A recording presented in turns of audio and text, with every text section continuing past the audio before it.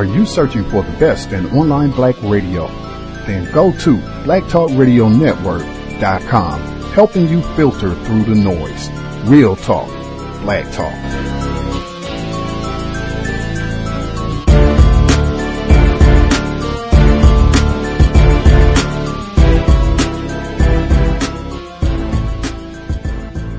The internet is full of half-truths and all-out lies. We've all seen them, and many people on social media complaining about it. Here's your chance to show and prove. WorldAfropedia.com is a black-owned and operated encyclopedia.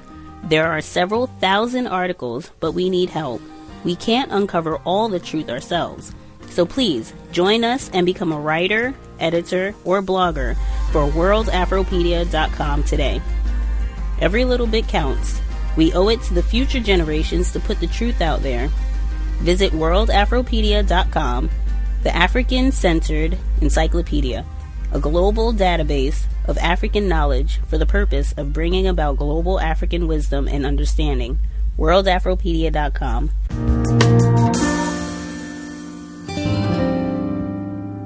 African Americans were roundly disparaged by eugenic theory as scientists continue to seek and find wide physiological evidence of black inferiority. In a refinement of earlier scientific racism, eugenics was appropriated to label black women as sexually indiscriminate and as bad mothers who were constrained by biology to give birth to defective children. The demonization of black parents, particularly mothers, as medically and behaviorally unfit has a long history. But 20th century eugenicists provided the necessary biological underpinnings to scientifically validate these beliefs. The sexual irrepressibility and the bad mothering were biologically located in the hereditary apparatus, they contended. Thus, eugenics undergirded medico-social movements that placed the sexual behavior and reproduction of blacks under strict scrutiny and disproportionately forced them into sterility, both temporary and permanent. Scientists also vigorously researched black fertility, compiling data on black birth rates and using women of color predominantly to test many reproductive technologies and strategies, from involuntary sterilization to Norplant to the shot. In 1915, Dr. Harry J. Hazelden heralded the first wave of U.S. eugenics when he gained fame and wealth by exploiting the evil legacy of the black mother. Hazelden was as famous in his time as Dr. Jack Kevorkian was in our own, and for an eerily similar reason. Both hastened the death of those they perceived as unfit for life, and both chose their victims from the poles of life. Kevorkian preyed upon the old or ill, Hazelden on sick, defective infants. On November 12, 1915, he announced to newspapers that he had allowed the ailing but viable newborn of his patient, Anna Bollinger, to die in Chicago's German-American hospital because he would have gone through life as a defective. Between 1915 and 1918, Hazelden killed 5 other babies, drawing fawning attention from the press each time. Practicing negative eugenics very publicly, Hazelden encouraged parents and other pediatricians to follow his example by killing or allowing the deaths of the genetically inferior. Parents began openly to recruit doctors to kill their children who were born with birth defects, and doctors came forward with their own proud confessions of infanticide. Like Kevorkian, Hazelden arranged photo ops with his dying patients and their mothers. When he decided to make a film to popularize his eugenic ideals, starring himself, it became a hit, making him a wealthy movie star. That film was The Black Stork. It begins with the story of a white, wealthy, well-born slave owner who, in a moment of inebriation, is seduced by his vile, filthy black servant. The resulting child supplies a genetic taint to his family that haunts his progeny, making them unfit to marry. One scene showcases a panoply of defective children, and the very first image is that of a black child. In titling the film, Hazelden was mindful of both the negative and the racial connotations of the word black. Martin Pernick, Ph.D., the premier expert on Hazelden and his work, points out that Hazelden repeatedly equated black with ugliness and undesirability. The fact that her white master, but not she, must be addled by drink before they have sexual congress speaks to the black woman's innate shamelessness. At the film's end, the tainted descendant of the Union is subjected to euthanasia, with the approval of a berobed Jesus who stands over the cradle. This ham-handed bit of eugenic propaganda buoyed popular sentiment toward eugenics. Soon, life began to imitate Hazelden's art. Context of White Supremacy, Gus T Renegade, in for another broadcast, hopefully to share constructive information on the system of white supremacy. Today's date, Tuesday, December 5th, 2017. So I have been told.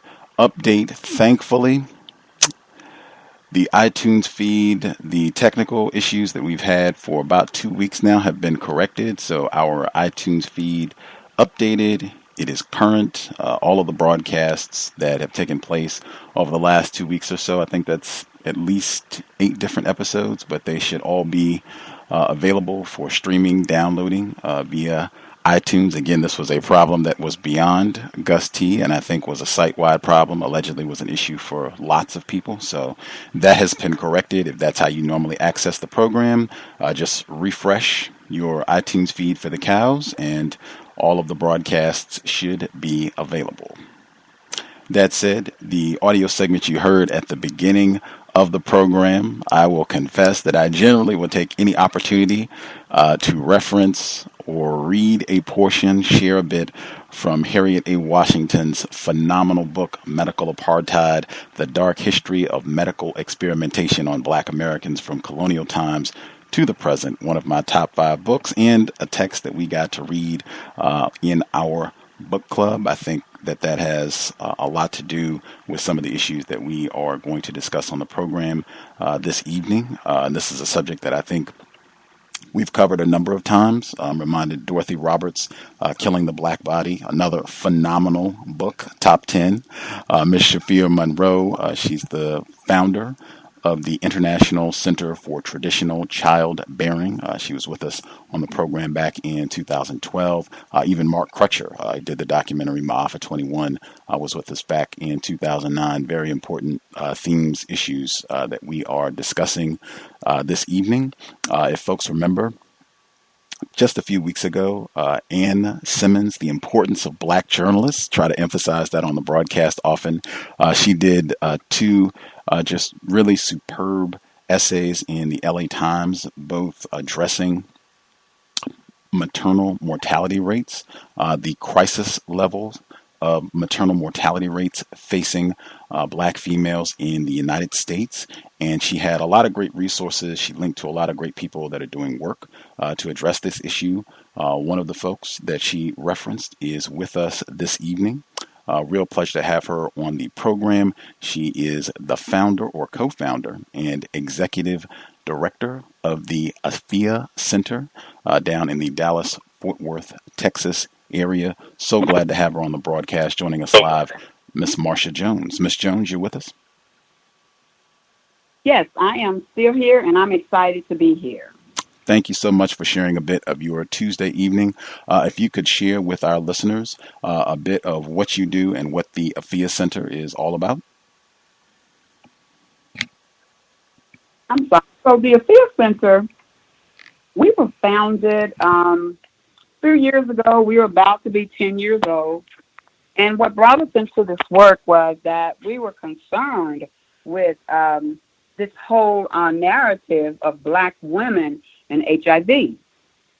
And so we were very clear that Black women were not getting HIV because our behavior was that of any different from any other woman. We were not more promiscuous. We were not having sex with more people. As a matter of fact, Black women tend to be committed in their relationships and committed to their men, or whomever they're in a relationship with. And so we just wanted to change that narrative. We just did not want to see this story about Black women being, like we just didn't want to continue with this historical content of Black women being over-sexualized, the over-sexualization of Black women. And so we wanted to talk about the real problem that was going on with HIV in Black women, and we wanted to talk about environmental justice. We wanted to talk about economic justice. We wanted to talk about racism. We wanted to put all of those things in place before we started to really address what HIV would look like and why HIV looked the way it looked among Black women. And so that's kind of how we got started. And from there, we started to take on other issues that was impacting the lives of Black women. And we were very unapologetic in our work. We do not do our work under the umbrella of women of color.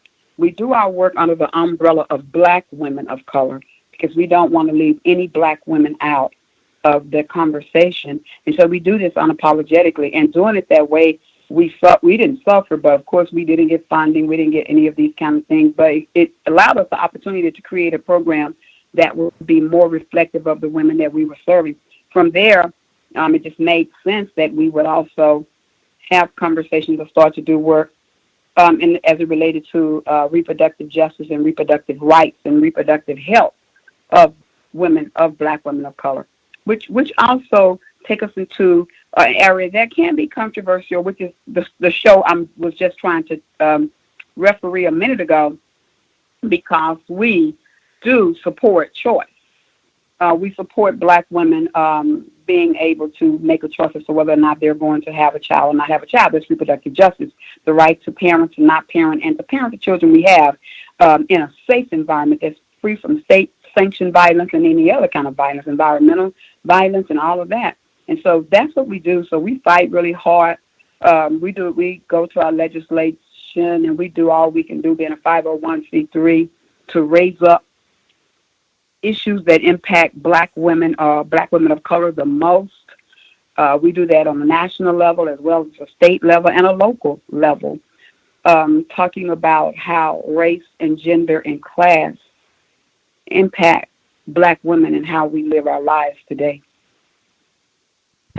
Marsha Jones. That's kind of what brought us to the Black women. That's what brought us into this whole maternal mortality thing. I see. Right on. Again, Marsha Jones, co-founder, executive director of the Afiya Center. If you want to get more information, you can go to their website, theafiacenter.org. Should be linked in the description. Address again, theafiacenter.org. For folks, and you can see photos on the website. For folks who have not seen you, you are a Black female. Is that correct? Yes, I am. I'm a Black woman. Gotcha. Yes, ma'am. You said that you deliberately, in the focus of what the Afiya Center is about, focusing on Black females, reproductive justice, you wanted to talk about racism. Do you have a definition of racism that you all use when you talk about these issues? We talk about racism in a sense of the fact that racism, of course, it's not an ethnicity. It's not who we are as people. It's a social construct that was made up by people who at some point felt that they were in control, who wanted to maintain control and use race in order to maintain control, and began to teach and began to orchestrate thought processes and ideas that made one particular people inferior to another particular people based on the color of our skin. That's kind of how we teach it. And we teach that if you are white, you do benefit from race. And no matter how they look, you benefit from it. And we also teach that if you are Black, you cannot be racist. Are folks resistant in the organ? Like you said, you just had the referee. Like, Yeah, is that one? I'm sorry? Oh, that was one of the church kind of conversations, whereby you have all these church folk who are like 115 years old now, making judgment calls on other church folk on decisions that they're making in their young lives, like they've never made a decision that was not in conflict of, I guess, morality or whatever. And so I just needed to, because I have some folk who are doing the show for me today, and all the time people they don't have the tools, to defend themselves against this stuff, especially when we start talking about church. And so, I just wanted to go in there and say, hey, let's like to straighten this out here. What we're not going to do is have a conversation like that unless you can bring some value to the conversation. But we're not going to judge and tear people down. We're not going to do that. Not young black folk anyway. Wonderful. We want to do that if you feel so. Wonderful. But people are accepting of the definition of racism the way that you No, outlined it. I have conversations with people almost not every day, but I know weekly that say, yeah, black people can be racist. No, we can't. Like, stop that, please. I work with white women. I have white women that I do this work with. And I'm consistently saying to them, I don't care how you come into this work. You come into this work from a place of privilege. You might not like it, but you do. There are things that you can do to identify this. What I'm not going to do is try and go fix your white people. You're going to fix them. I'm going to do what I can do with black people. But what we're not going to do is sit here and play like you don't sit in this space with privilege. And it is your whiteness that brings you privilege. It's not an easy conversation to have. I know it's not an easy conversation to have. It's not even easy conversation to have with black people. But I'm going to have it. I'm going to continue to have it. I owe that to the universe. Wow, that's wow. Do you think it would be more accurate to say that these white women that come to work with you all and you present, the way that you outline racism, white supremacy, and they're resistant to that? Do you think it would be more accurate to say that they are present with power? You said privilege. Do you think it would be more accurate to say that they are there with their white power? Yes, it is definitely more accurate to say that. I just didn't say it, but that's probably what I was alluding to. But yes. Okay. Right on. I tried on this program. I try to encourage I found that one of the problems when we start talking about these issues of racism, people don't use the most accurate terms to describe things. I've found that white people often do that intentionally, and I think power is a much more accurate term than privilege. Privilege kind of makes it a very passive thing, like you can just hang out and have things given to you and you don't have to do anything. And I've concluded that white supremacy, the black maternal mortality rates, that is a very active thing you have to be engaged in to have black people have generational health problems and all the other ways that racism, white supremacy plays out. You can't just not do anything. You have to be actively engaged to maintain white power practicing racism. Right. And I Okay. love it that way. And thank you for saying that because I'm always open. I've changed even the way we say black women. We used to say black women and other women of color. Mm-hmm. And we was doing some work on black feminism and womanism and stuff. And I was reading the definitions of or some of the components of black feminism. And it talked about power among all black women of color. And that just sat with me. And that was a very powerful statement to make because all black women are not necessarily the way we see it, but they are black women. And so I wanted to quit just saying black women and other women of color or whatever. I just want to be very specific, and I wanted to include all black women of many colors. We come in so many different ways. And so I'm always open to something new. So next time you hear me talk, I'll be talking about white folk and their power, not their privilege. Right on, right on. In Ann Simmons' LA Times article, she really emphasized, and she titled it The Quiet Crisis, talking about the maternal mortality rates. I guess before we even, I want to read this quote, but just for listeners who might not be aware, can you explain what we mean when we say maternal mortality rates with black females?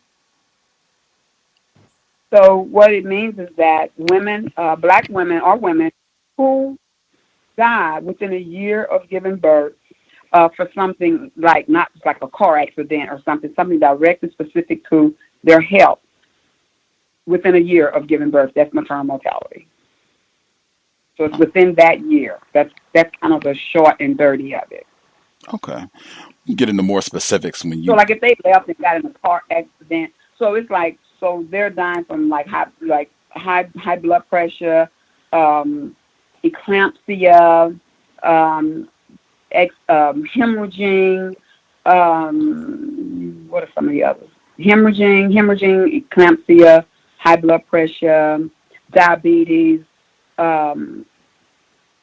those diseases. There are like further on down the line, substance abuse, or it may have been an overdose or something like that. But for the better part, it's those diseases at the top that I mentioned. I see. Okay. Ann Simmons, black journalist, she wrote this in the LA Times. She said, when it comes to the natural process of childbearing, women in the U.S. die in much higher numbers than those in most developed nations where maternal deaths are generally declining. This seems to be an overall problem in the United States. Why do you think that is in general? So that seemed to be a question that we really seemed like we were searching for an answer. I would say in the United States, it could possibly be because we don't value the lives of women. We just don't. We don't value women's lives. When we talk about black women, they're valued even less. There's no value attached to our lives at all, except for what can be gained from us. And so because we are living in, like, I don't know, this political climate that we're living in now, not just because this person was elected, this person is holding the White House hostage, not necessarily because of that, because this was going on prior to him being there. I just believe, I don't, like I said, I can't give you like a hard answer to it because I'm not a doctor. I don't know all of these things, but it just seems that there's a thing around abortions and women's reproductive health choices and putting in place policies that decrease women's access to health care, not having the real conversations about why white men of power want to end abortions, because it's not because they don't want black women to have them. If they had a choice, they'd kill all the black babies. They don't want white women to have abortions, so, because they want to make sure that white women can continue to populate the world and that white men or whomever can still kind of call themselves a majority. So we don't want to have those kind of conversations. And so we are using this cover to stop abortion and ending and not and lowering or decreasing access to people having affordable kind of sort of health care, so that we can kind of get in care for these conditions that we've had, that we continue to have. And then we have babies and then we die because we don't value the woman's life. We only value the baby's life. And the baby's life is valuable too. I don't know. It seems like I'm rambling, but I do this because I don't know why come women in general are dying from childbirth. But I do feel like I believe I know why black women are dying. And black women are dying because we're black women. And it is the way that we enter with the healthcare systems, the way we're treated when we enter the healthcare systems, how conditions in black people continually to be overlooked.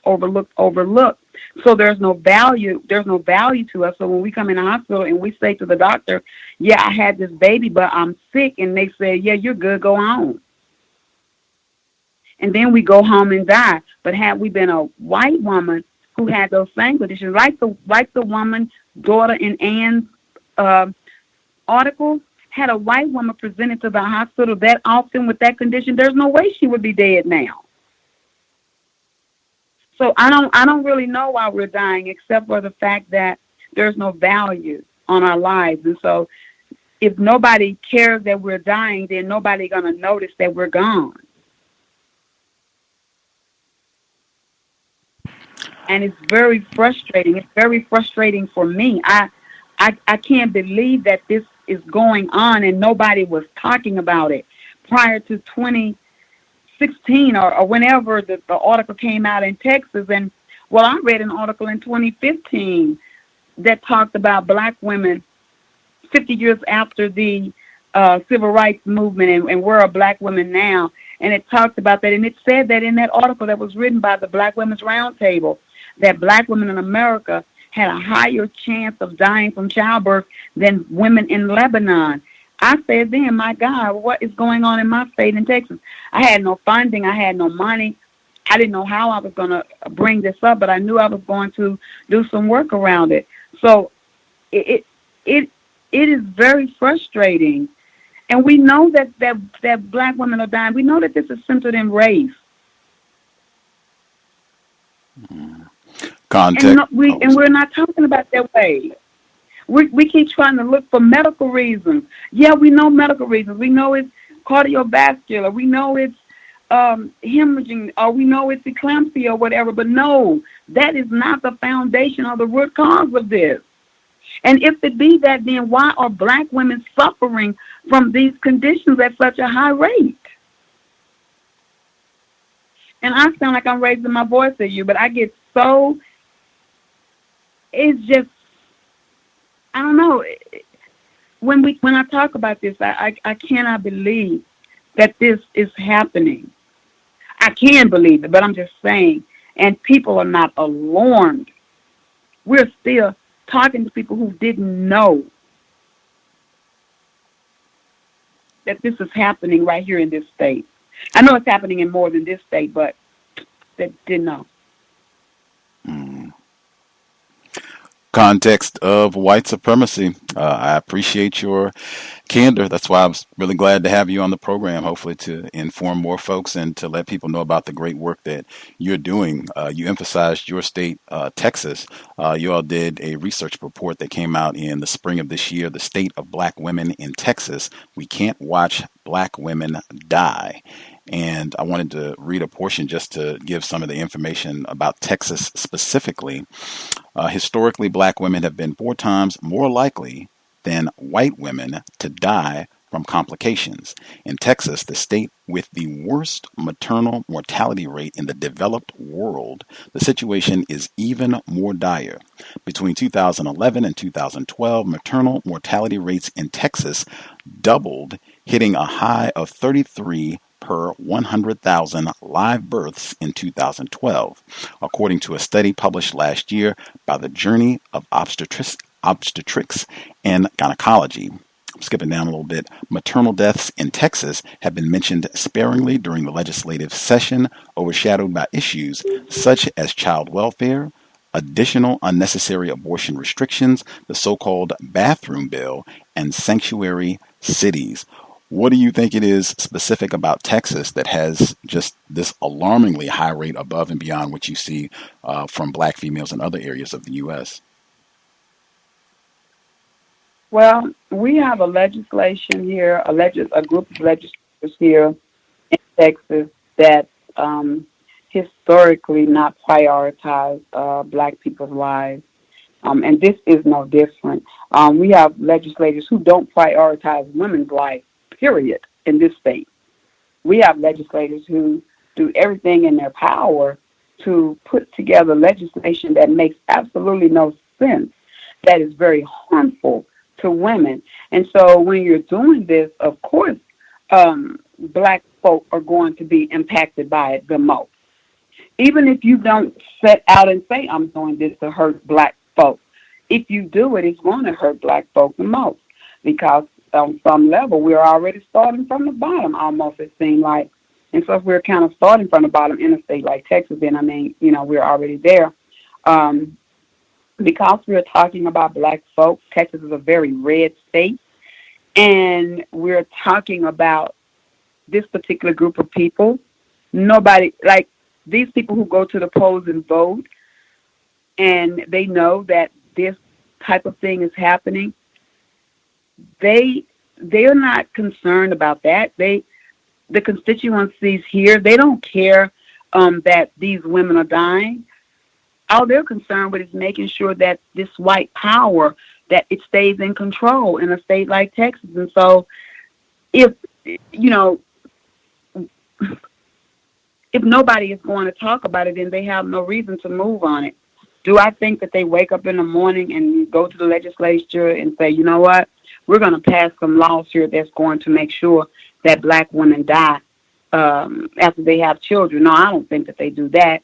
But I do think that when those things come across their desk, they don't care because of whom this being impacted. We had a legislator who said and was not ashamed to say it. If Black women didn't drink and do all the things that we do, we wouldn't die when we had babies. He said that, a legislator. And he didn't even try to fix it. And guess what? He didn't have to, because the people who vote for him, they're going to continue to vote for him because they feel the way he feels. And so this is not a priority. It's not just maternal mortality. Maternal mortality is the same thing when we're talking about HIV. I've been doing this work for 10 years, and I've never gotten any funding from the state of Texas to do work with women living with HIV. And we have proven the way we do it will work when we deal with the whole woman and not just that thing in her life. But we've never gotten funded to do it because we don't do it the way that we want to do it, the way they say do it in the state of Texas. It's going to be demoralizing and dehumanizing to Black women. So this is nothing different. It's just that this report came out and we now see it. But Black women have been dying, have been leaving the hospital sick, have been suffering through this. This is nothing new. We just see the report now. And I don't think there is no one particular reason why it's happening. It's just that we have a red state that's run by a group of men. We have very few, I'm not even going to say if we had women, because there were women who, they sit there too and vote against this stuff. But we have a red state run by these men, these white men, who have this power that they're going to walk in, that they're going to exercise, and they're going to use it to stay in control and stay in power. And that's what they're going to do. And they've done this. We've not had a female or Democratic, not that that would make that much of a difference, because I said to somebody, if we had all Democrats up there, it would still be the same if they were the same old white man running the system. But we had Ann Richards many years ago, who she was different from what we were accustomed to having in Texas. But since then, it's been from one idiot to the next running this state. And they win every time with no opposition. It's like a clear slate. They run, they win, they run, they win. They put out this dangerous legislation, and nobody votes to change it in any way. Black women still don't make as much money as white women in the state of Texas doing the same job. No surprise there either. System of white supremacy. With Texas specifically, I thought this was really important as well. This is from the report that you all issued this year. And you were talking about policy issues with regards to laws, legislation that is driving this problem. You talked about how in 2011, the state, they went on this drive to put Planned Parenthood out of business. And so they stopped funding a lot of these sites. And you write, the Obama administration made clear that Texas's action violated federal law by discriminating against qualified providers. Governor Rick Perry remained insistent, which led to the state of Texas losing all federal support for the Women's Health Program, $9 for every dollar spent.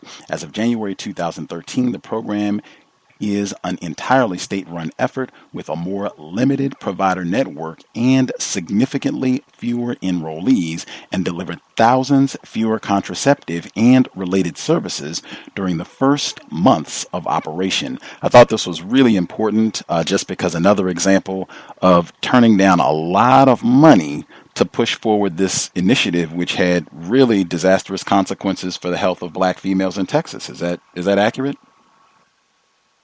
Yes, it's accurate. And even now, even today as we speak, because part of the problem with this whole thing around defunding Planned Parenthood, and they did, and some Planned Parenthood did close, but Planned Parenthood is going to be all right. Trust and believe that. But you have all of these other small clinics that was filling the gap for a Planned Parenthood. The little clinics on the corners, or the clinics that was run by physician assistants or whatever, like the smaller clinics that's in our communities. Those clinics also suffered when that funding was lost. And those are clinics that was familiar to many of these women where they got their services from.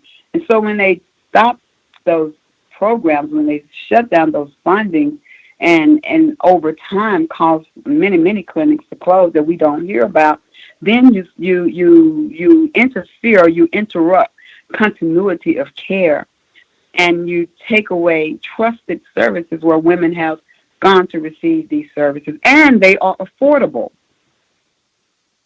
Because many times these women still didn't have access to insurance or health care or whatever. Insurance, but these services were at a rate that, for the better part, people could pay out of pocket, to just maybe $30 or $40 to have a doctor's visit. Now you've removed this. And so what are people going to do now? They cannot access even the services that are there, the services that the state of Texas put in place. You read the data. It wasn't effective at all. And even now, as we talk about maternal mortality, so women are pregnant and they didn't have any insurance, and so they get this emergency Medicaid for being pregnant, but then that's over in like 60 days after they have the baby. These women are dying anywhere from 45 days to a year from having the baby. So what we're saying is that these women have this care. They don't get to get maybe but 1.5 postpartum visits to a physician using that Medicaid that they had that was emergency, but they're supposed to be automatically enrolled in a Texas healthcare program, right? Well, not even 20%. Now, over 200,000 women know about the program or whatever, or they are electronically enrolled or something, but less than 20% of the women access it because it's not working, it's not efficient. There's no program in place that makes sure that these women know that they're enrolled, that they even know where to go, that they know the next steps to take in order to see that doctor for those next few postpartum exams that could possibly prevent them from dying. The programs are not working. Here it is 2017 and they're still not working. Because Texas want to be a standalone.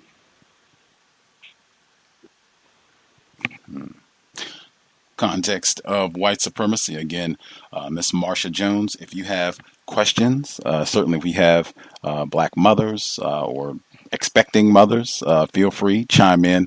The number 641-715-3640. The code 564943 pound. Press star 61 if you have questions. And you can download the report that I've been reading from, The State of Black Women in Texas. We can't watch Black women die. You can download that from the Afiya Center.org. Great information. Pass that around. You said that the program that you all have, that you've been using to holistically treat Black females who have HIV. Can you describe some of what you all have been doing that's proved to be effective? So one of the things that we do, we start, we don't start at diagnosis. We don't start at behavior. We start at bringing women in and starting to talk about their life at their beginning of their life as far back as they can remember, and identifying places in their life where they experienced trauma and how that trauma created risk. How that trauma created vulnerabilities that then created risk. And so that by that I mean just the trauma of being a Black woman, the trauma of growing up Black, being made to feel less than, being made to feel ugly, being made to feel all of those things, trying to live up to an expectation of beauty, of success that was not made for you, but still trying to live up to that, and how those things can cause you to get in relationships or be in situations that so traumatize you that you begin to make decisions that will put you at risk for becoming infected with HIV. We talk about how where you living in areas that's very poor or don't have access to things, which then means that you again are having to make decisions that dictate how you will and will not have sex, and with whom you will and will not have sex with. We talk about how having not access to housing, having not access to feeling safe, needing to feel belong, or needing to feel a part of, or needing to feel loved, and how all of these things can dictate how you have sex and whom you have sex with. And coming from broken homes or whatever, where there's no father, and even where there's no mother, and how these things also dictate how you see yourself, and how it will lead to sexual decisions that you make, and then affirming women in these spaces where they are. So what if you have 4 children and they all have 4 different fathers? It don't make you any worse of a woman. So we find ways to affirm women. We find ways to help women to love themselves. We embrace who we are as Black women. We embrace our size. We embrace our color. We embrace our hair. We just affirm and love on each other and talk in very safe spaces and in very safe ways. And we do this in a way that we're not going to be judged, that we don't have to run from it. And so in doing this, it helps women to identify or to understand their diagnosis. Now, in the process of doing all of that, so that women have health, so that they have a healthy outcome, we also talk about HIV and how important it is to take their medication and what it means to take their medication, and how to understand the science of HIV. So what's going on in your body while you have this HIV, and how this medicine impacts your body, and also how your body impacts the medicine. We talk about substance abuse and how that will impact how you live with your HIV. We talk about stress. We do talk about relationships, but not in a way that it demonizes Black men. So we don't kind of have conversations around Black men on the down low, having sex with men and coming back and having sex with women. We don't talk about the fact that Black men all going to prison and having sex with men while they in prison and coming home. No, we talk about it in a way that we know that could very well happen. But what we want to do is we want to embrace the entire community. And so if you are a Black woman and you love a Black man that's in prison, we're not going to judge you on that or demonize that situation. And neither are we going to demonize that Black man. We're going to love you where you are in loving that man who's in prison, or loving that man who's struggling right now. But also, how do we work together so that both me and this man, or me and this woman, whomever it is you choose to be with, that we can be better. So we do this really holistically. We look at the whole entire lived experiences of women, and we point out systems that's been put in place that was designed for us to fail. And how do we need to start to create our own system? We also have, and within this program, we talk with women about ways in which they've made money prior to their diagnosis. So if they make jewelry, if they have skills where they can make jewelry, where they can do quilting, or any of these kind of things, how they can then start to create ways of creating money or funds or whatever, discretionary funds that they can save and use for emergencies or long time, so that they can start to work themselves or work their way out of poverty however they define it. Because we know that HIV is not just driven by how our behavior, but it's driven by poverty, it's driven by race, it's driven by class, and all of these things. So that's kind of what we do. We have a program called Living Out Loud with Purpose, and so Living Out Loud, it's a 5-piece component, and it takes in all of those things into consideration of our lives as Black women. And it's an intricate life that we lead, and it's unique from any other woman. We are unique from any other woman in this world. Black women of color are, and so how do we embrace that and be okay? So that's how we work with women who are living with HIV, and those are the same kind of conversations we have with women who are not. So it's kind of sort of just Black women sitting in the space having kitchen table conversations. You mentioned that it works. I was going to say it works because the women who have come through our program, we have women. I have one young woman who, when she came to us, she was taking all kinds of psychotropic drugs. She takes nothing now. She don't take any psychotropic drugs anymore. And she's perfectly okay. We have women who never relapsed again and who's not on drugs. Women who have gone back to college, who've gotten married, who you wouldn't even know that they were still HIV positive. I mean, our program works. It works. Spectacular. The Afiya Center.org. You talked about how substance abuse can interact with regards to the treatment programs and what have you, and that's also mentioned prominently with the issue regarding maternal mortality rates, over drug overdoses being a substantial contributor. Can you talk about what drugs specifically, from your understanding, are contributing to this problem? Well, the drug overdose, for the better part, is not a really big one with black women. The drug overdoses, for the better part, is opiates, opiates or whatever. It's a white woman thing. I see. In fact, that I was going to ask. I mean, yeah, but for the better part, for black women, it would probably be over medicating. You're in a lot of pain. You're going to the doctor. They're not treating you, and so you're self-medicating and over-medicating. And then some of it would be depression. So it may even be suicide or whatever, taking those pills, because there is such a thing called postpartum depression. Black women are already very stressed. We're already coming into a very stressful environment. We're going back home sometimes without a support system in place.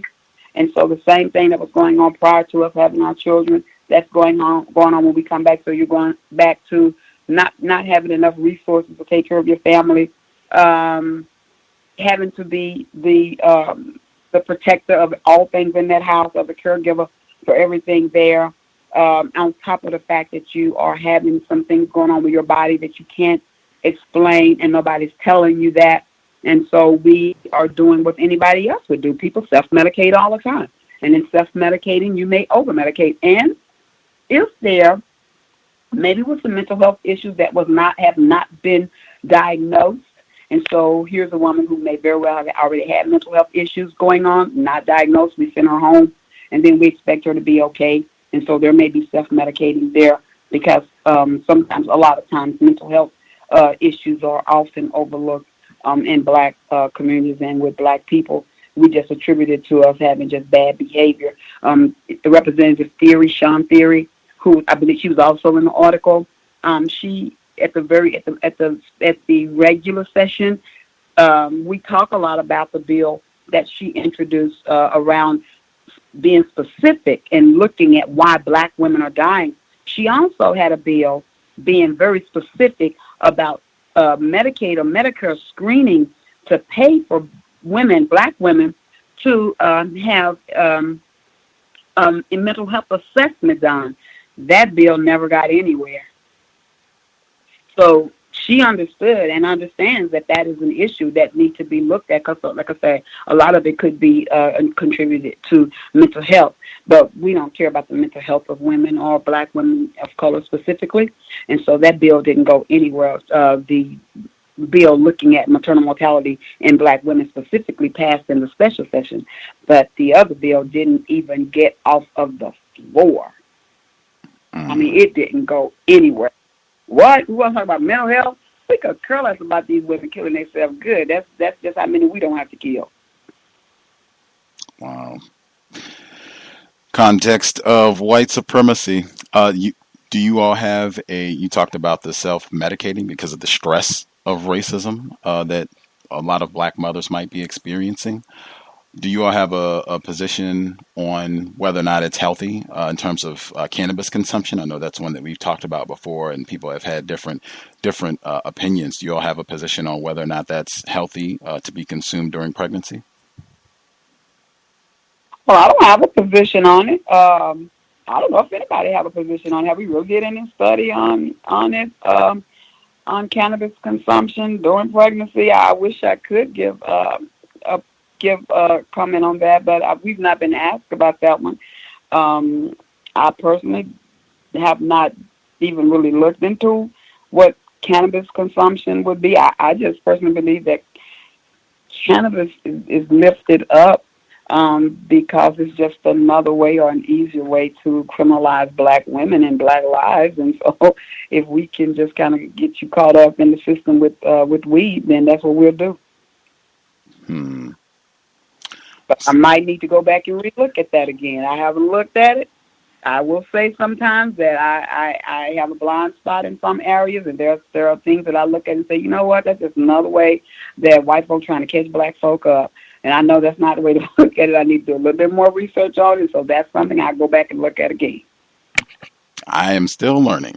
A pregnant black mother asked me about that last week, and I said, I'm sorry, go ahead. No, I was gonna say I don't want to be too quick to speak on something I don't know about, but this is something. Like you're the first person that ever asked this, but I literally had never given it that. I never thought about cannabis. I am still learning.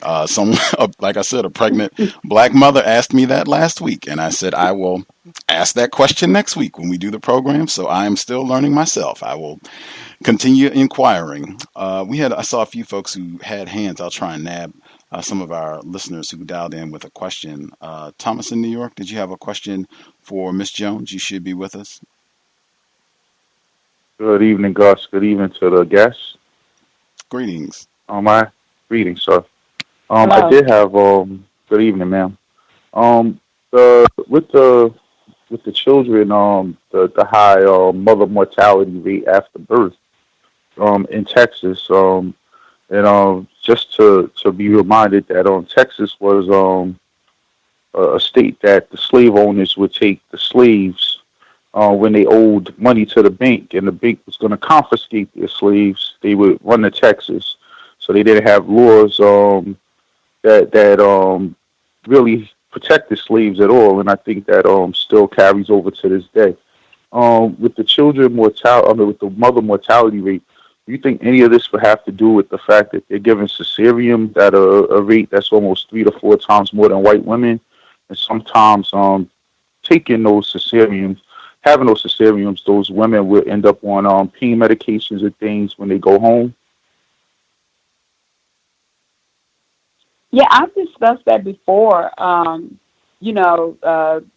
The high rates of cesarean sections among black women. We are definitely offered them more than anybody else, and we are offered a more invasive cesarean section than other women. And by that I mean, a more deeper cut. They don't do it that often now, but we still have a more invasive surgery. And yeah, sending women home with pain pills with no real instructions on how to take them. And also no access to care when we keep going back saying, I'm in pain, because after all, I have had surgery and I'm supposed to be in pain. And you keep sending me home saying everything is okay, then what do you think I'm going to do? If those pills are there, I'm going to take it.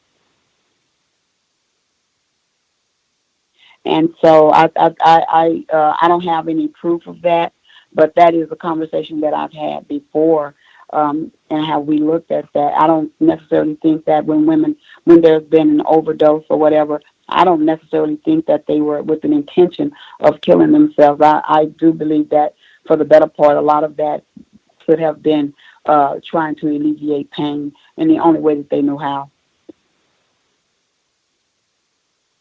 And my last question for you, and thank you for answering that. And this is a somewhat off topic, but it could be on topic as well. You said you're in the Texas area. Were you affected by the hurricane? If you were, or even if you weren't, can you share with us anything that you've seen down there that they haven't put in the mainstream media? I was not. I live in Dallas, and Dallas is in North Texas. And that is like such a wide distance there from North Texas to South Texas. There were women, people who fell in the gap, who were not necessarily getting some of the help that they needed. So one of the things that we decided to do at the Afiya Center, since we knew we weren't going to send money to like these larger organizations, the Red Cross or whatever, we just kind of put out there to some of our community who may have known women who were in like Houston or Beaumont or something like that, who may have needed help to get back home, we would help women individually. We're a small organization, so that's what we did. There were a few women and children that we were able to get back from Houston to the East Coast or wherever it is that they were living at. So, because we knew that some of those women, especially if they were women living with HIV, they may not be as quick to go and ask for services for fear of their diagnosis becoming an issue. So we kind of did it that way. Appreciate that, Thomas in New York. Let's see, the person that dialed in, I guess if you dialed in on a headset, I don't know if you're on the vote line or what have you, but if you have a question for Ms. Jones, you should be with us. Hello? Yes, ma'am. Hi. Thank you to Gus and the guests. I wanted to ask if there are ever discussions of the Black women and uterine fibroids. Thank you.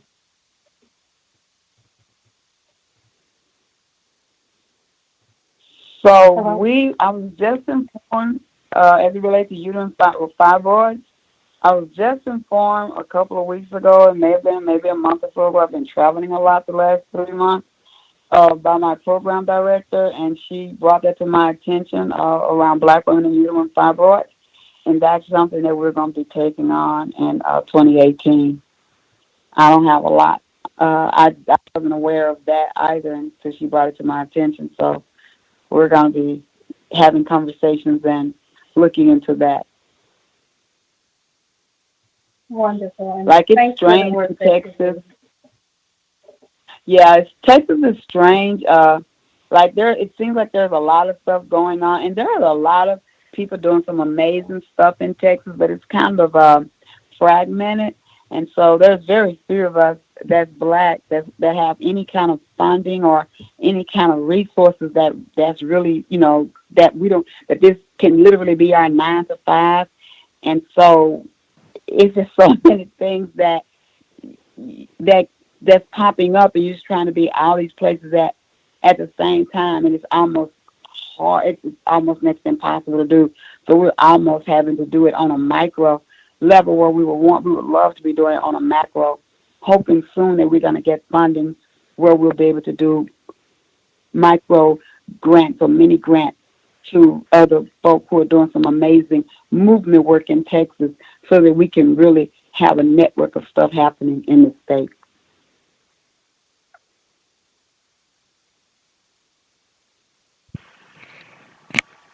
That answer your question, ma'am?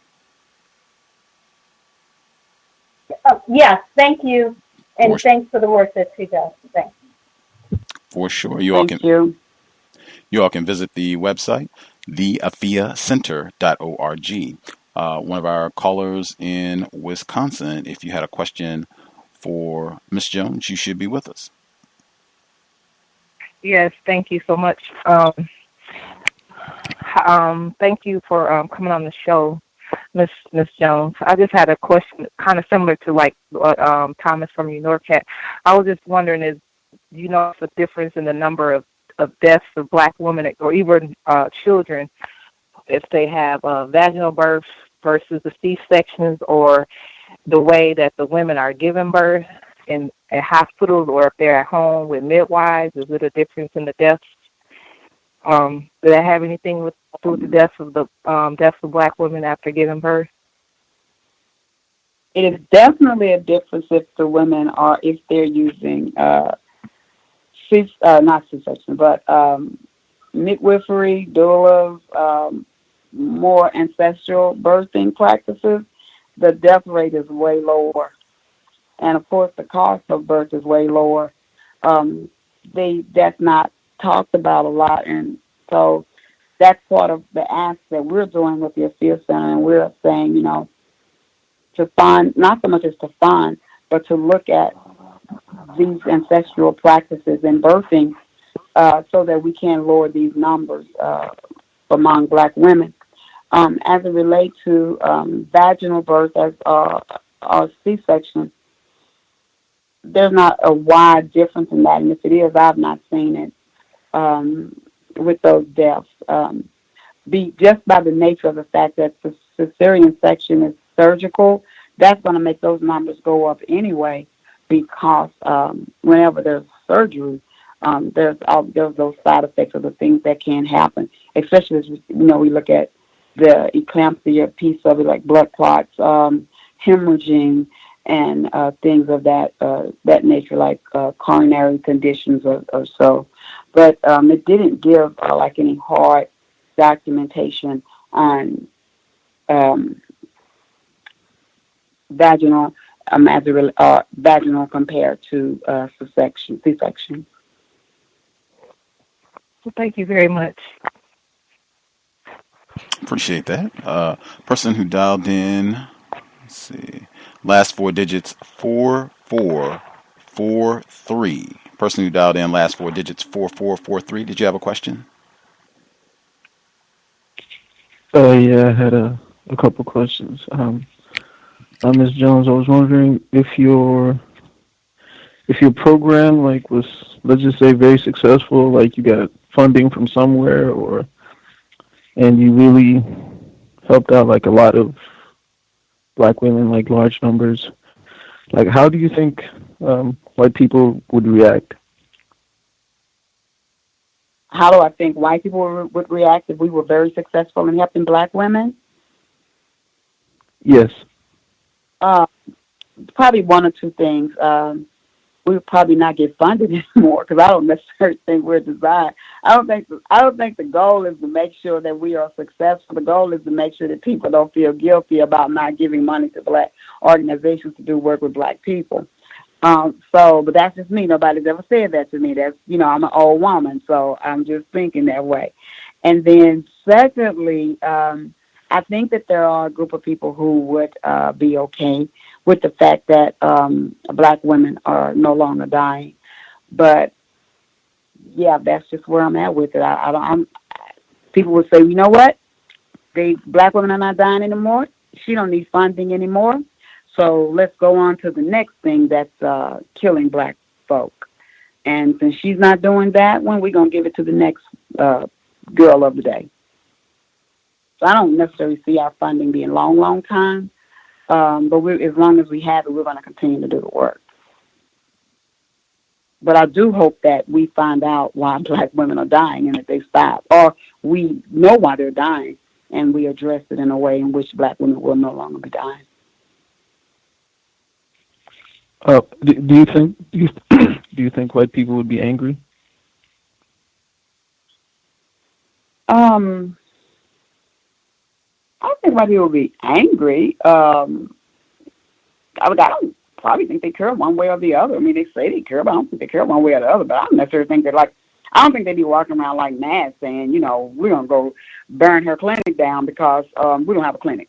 We're going to go burn her office down because she found out she stopped Black women from dying. So I don't think it would be that kind of a visceral response.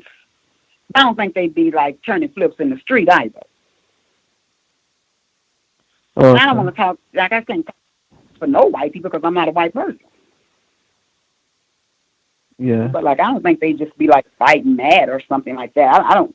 Now, I think that could be a certain level of naivety on my part, and I own that. But like I said, I don't think they'd be turning flips. I don't think I'd get a parade. But I don't know how angry it would be either. Okay, thank you. I had just one last question. I traveled to Southern Africa, and I was with an associate, and he pointed at a female and said that she had, or that either she had AIDS or that she was taking AIDS medication. And I asked her how she knew. I sort of laughed at him, like, what? How do you know? And he talked about her physical appearance, that it's to him her physical appearance was distorted, she had an upper, her upper body or upper torso was larger than her lower body. So I was wondering if, basically he said that the medication was deforming or something. So I was wondering what was your experience with the HIV/AIDS medication that the women that you know are receiving? So there are some medication, not as much now as it used to be, because supposedly the medications are better. They're not quite as toxic. So there are some medications. There was a class of HIV meds. There's four or five different classes, 5 or 6 different classes that out of those classes of medications that cause body malforming. So what it did, it caused maldistribution of body fat. So it could cause you to lose body fat, which can make you, like in your limbs, can make your arms and your legs very small, but also could cause distribution of body fat in your like calf area. So you can have like really huge stomach. Some women or some people would have like a really huge collection of fat on the back of their neck, on the back of their neck, at the nape of their head, and around their chin area. You don't see that as much as you used to see. You may see it in countries like Africa or whatever. You shouldn't, but you may. But it's very rare. But that did happen for people who were taking one of the classes of HIV drugs. It caused maldistribution of body fat, and that was lipodystrophy or lipoatrophy. And so the lipoatrophy meant that you lost a lot of body fat, and lipodystrophy meant that you got body fat, and it was kind of like visceral fat or whatever, like it was like right under the skin, not like around muscle or whatever, so that even when you exercise a lot, you couldn't get rid of it. And then the fat that was lost, even if you worked out a lot, you couldn't really gain that mass back like you needed to. But again, it's not, I know in the United States, you rarely, because when I see somebody with it now, I'm like, wow, they still must be taking a very old regimen. Because if they're taking a new regimen, that was one of the things, that's some of the things that was looked at, and that toxicity is different, and it shouldn't be happening. But again, like I say, in a country like Africa, I'm not exactly sure if you would see that now. So that could possibly be. Oh, thank you. Appreciate that. Call. Let's see. M. Handisi, if you had a question for Ms. Jones, you should be with us. M. Handisi. Can I be heard? Yes, sir. Yes, sir. Greetings. My question is, if Black people ended the system of white supremacy next year, how would that affect the Black maternal mortality rate the following year? And also, how would that affect the Black female health that following year? Well, I don't know if I'm qualified to answer that, but I will give it a try. If Black people, if we ended anything this year, I don't think we would see the effects of it that soon, because what we are dealing with now with maternal mortality and anything else is historical. It's not. It didn't just start when these reports came out. So it would. I just believe that it would.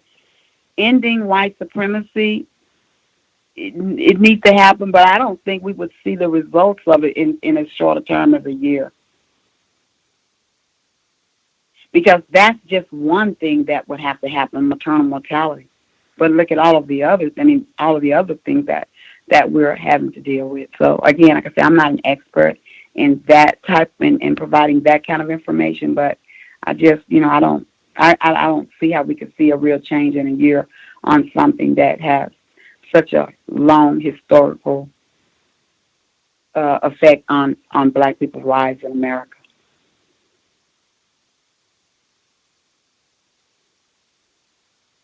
Thank you. Mm-hmm. Appreciate that. Person that dialed in, Princess. Good to hear from you, ma'am. Did you have a question for Ms. Jones? Not yet. I'm just listening for now. Right on. She had her hand up. Other folks, if you have a question, the number again, not a problem. The number again, 641-715-3640. The code 564943 #. Press star 61 if you have a question. Going back, do you all do training? You talked about the benefits of doing a natural birth as opposed to going the hospital route and possible dangers and additional expenses. Do you all train midwives and the preparation if you're going to do the natural childbirth? So we do not, as of today, train midwives, right? So we don't have the credentials to do that. But we are within the next 30 to 45 days. We will be sponsoring women to participate in a training for doulas. And so we will do it on scholarships. So we're going to make it available for women. We're going to pay for partner with a sister organization in Austin. And we're going to pay for about 5 or 6 women to train to become doulas. I'm going to be one of those doulas. And in the next 3 or 4 months, I'm going to be going back to school to become a midwife. Spectacular. Well, I guess soon you all will be able to do more things directly yourselves. Do you all refer out if people come in and they're asking for those type of resources to try to find a black midwife, black doula, that sort of thing? Yes, we do. And we are having a hard time finding them in Dallas. But there's a young sister that we're going to be working with. I'm just learning of her. Her name is Nakia. And I believe she's in Fort Worth, that's near Dallas. And so she's going to be doing our doula training here. And because I know sisters outside of Texas that do it, but right here in Texas. So we're excited. And so, yeah, the goal is that we're going to be doing a lot of these things ourselves. And we're going to be making these opportunities available for when we're actually looking at some long-term, not long-term, really mid-term, short-term programs, whereby we're hoping to see the erection or whatever of a kind of ancestral care birthing center in some of our in one of our most impoverished areas in Dallas. Hopefully that will come to pass, and with the goal of having black women of color doulas and birth coaches and midwives or whatever. Maybe we'll get to, hopefully can bring them our way. But we want to change that. It's not so easy to find black doulas and black midwives here in this area. But the way to change it is to bring them in. I have one of my mentors, and when I still am an advocate and an activist. He said, if you don't see what you want, you create it. And so I'm not going to sit around here and keep complaining that we don't have black midwives and black doulas. What we're going to do is create a space. We're going to create that opportunity for it to happen. Spectacular.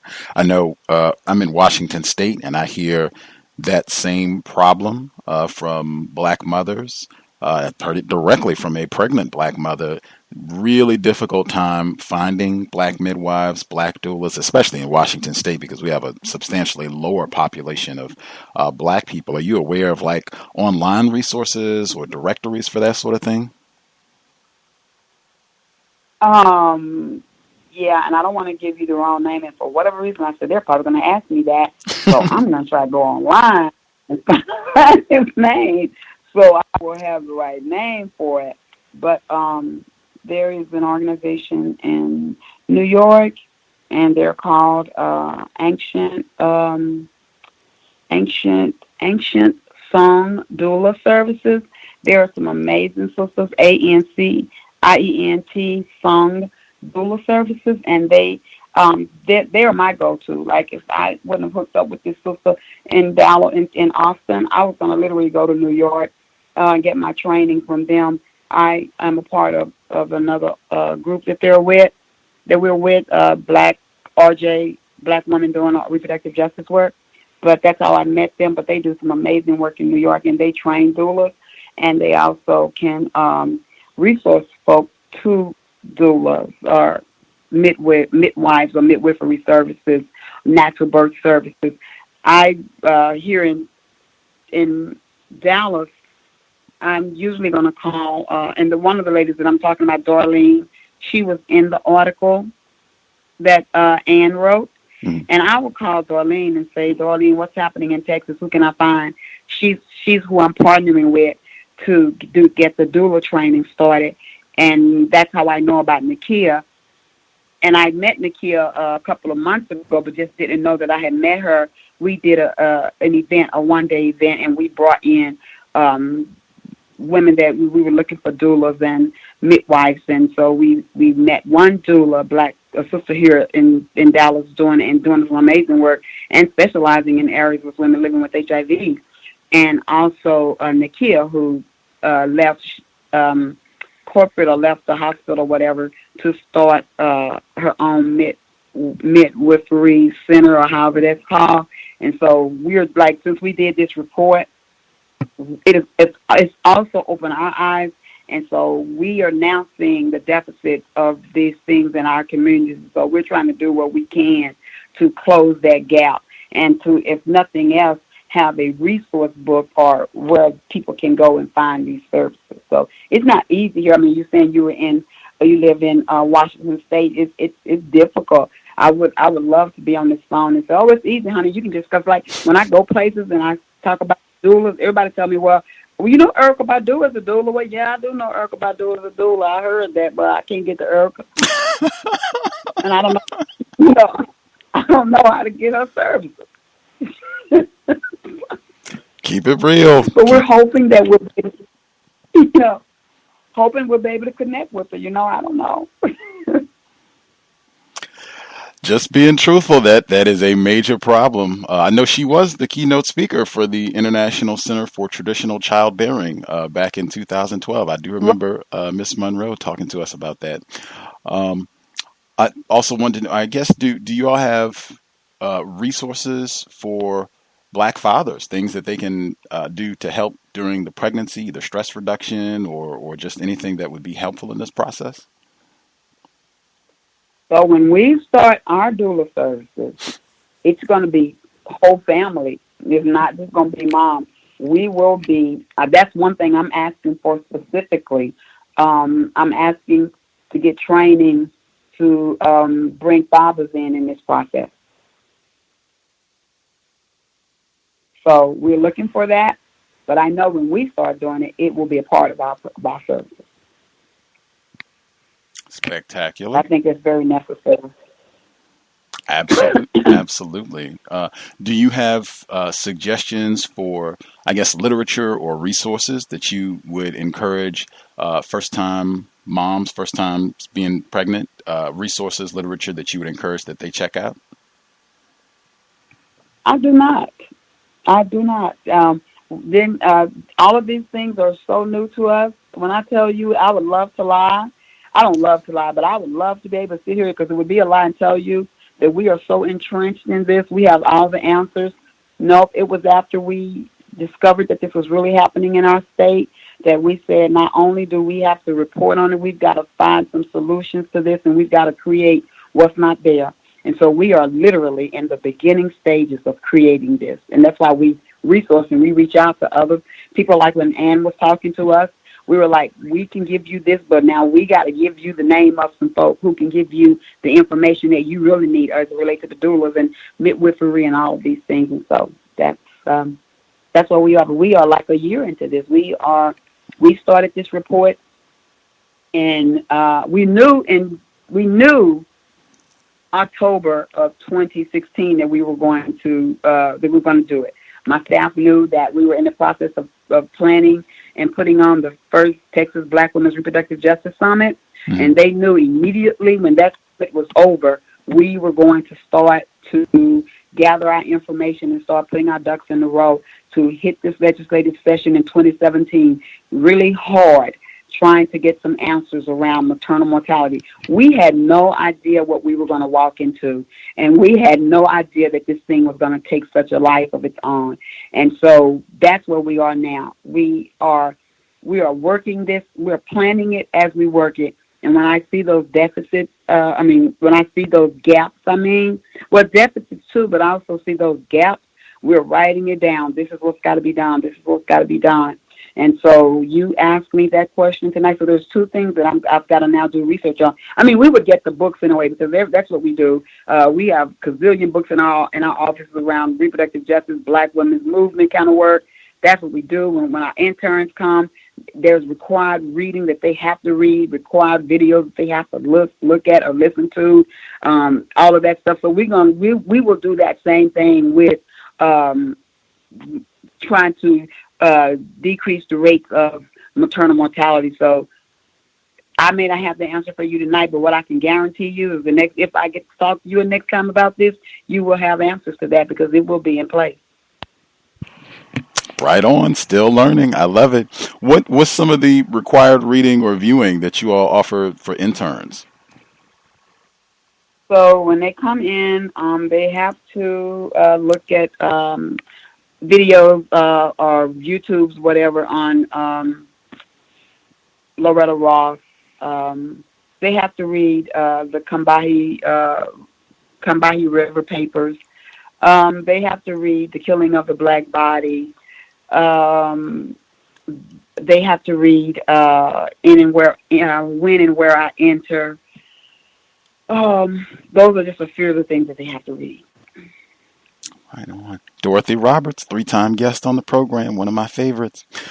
One day we're gonna get her to Dallas.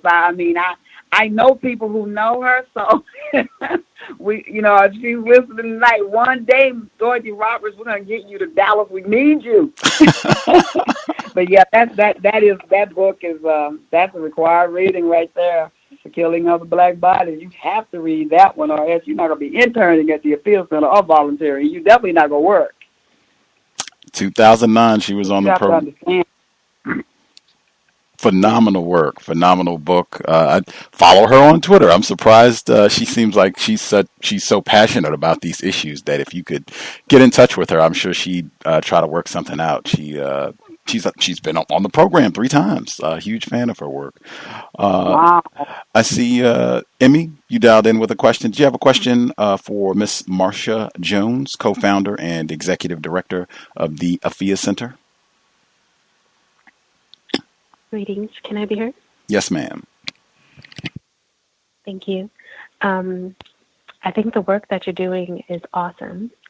And I had one question. I was curious that with such a shortage of traditional birth centers or midwives or doulas and whatnot, do you prepare the women who come to the center with what to expect when they go into doctors' offices to have birth, like questions that they should ask or things they should look out for, or like suspicions they should have, or what to reject or what to accept?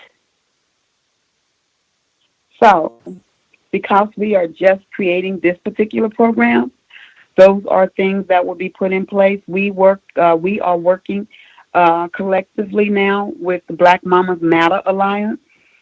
And so part of that's a part of the work that we plan to do, not just here in Dallas, but nationally, because what you said, with such a shortage, a lot of the work is going to have to be done in these organizations and one-on-one. And so part of what we are looking at is defining what holistic care is, educating community women of not just childbearing age, because it's a family thing, of what holistic care should look like, what women should expect when they go, like the exact thing that you just asked me, what they should expect, what should be a red sign or whatever, that something's not right here. Being able to identify physicians or biases, that these ways that we are looked at when we when we enter services and how we are treated, and being able to identify these things, knowing when you're not in a place that's going to produce the results that you're looking for. So we are in these things are in play as we speak. There are organizations who's already doing it. But again, I'm not sure if you heard earlier, We are really, really new into this, and so we have a lot of work behind us. We have a lot of work in front of us, and we're doing it as we go along. But to make sure that we do this work in the best way possible, that's yielding the best results possible, we are aligning ourselves with sisters across the country, especially sisters in the Deep South, who's doing this work and doing it very well. And there again, I refer back to the Black Mamas Alliance, Black Mamas Matter Alliance, the BBMA, and it's headed. The face that you see on it is Dr. Joy Creer, and she have an organization. She do work around birth equity among Black women of color, and Sister Song Reproductive Collective. So organizations like that are part of this Black Mamas Matter Alliance, and we are working really, really hard to catch up and get this thing as close as we possibly can on an even playing ground. And again, not to be redundant, but the question you asked, these are the questions that we are preparing, and some women are already doing it, to ask women when they come into our organizations, so that while we cannot be in these centers with them, we may not be providing their birth services, but we can provide them with the tools to make sure that they will get the optimum birthing experience.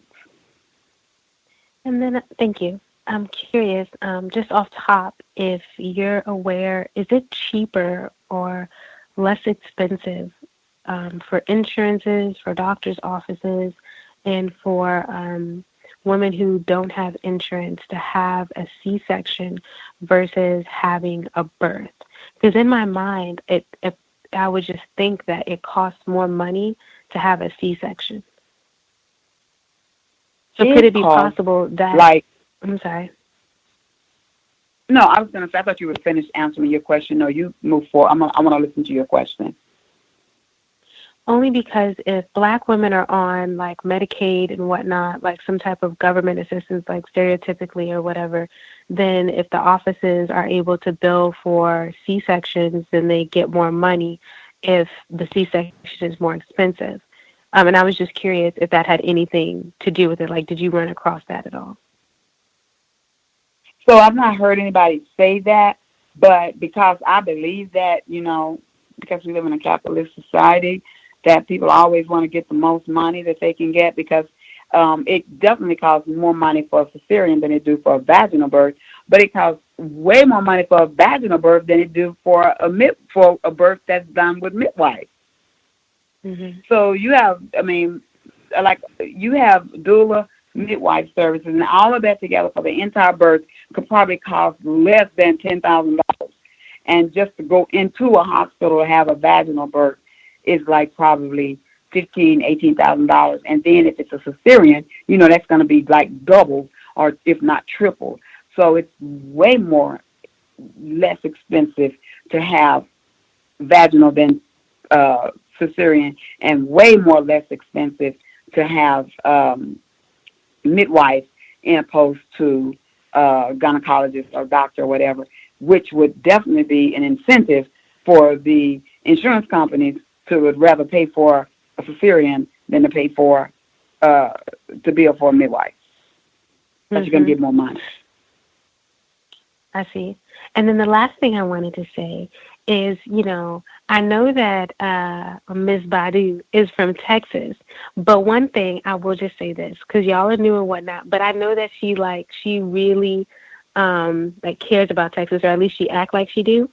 So on Instagram, maybe if y'all made a video and tagged her, maybe she would come and do something. It was just a thought when y'all said it, y'all were joking back and forth, but maybe if y'all have a page and make a little video and tag her, she might respond and maybe do something. But that was it. Thank you. Well, thank you so much. And as soon as we get through, I'm going to put my digital organizer on that, because, man, let me tell you, sister, that was not a joke. I would do anything to get in contact or to get Dorothy Roberts' attention, because that her book was a life changer, a game changer for me. That's why it's required reading for the women who come into our organization.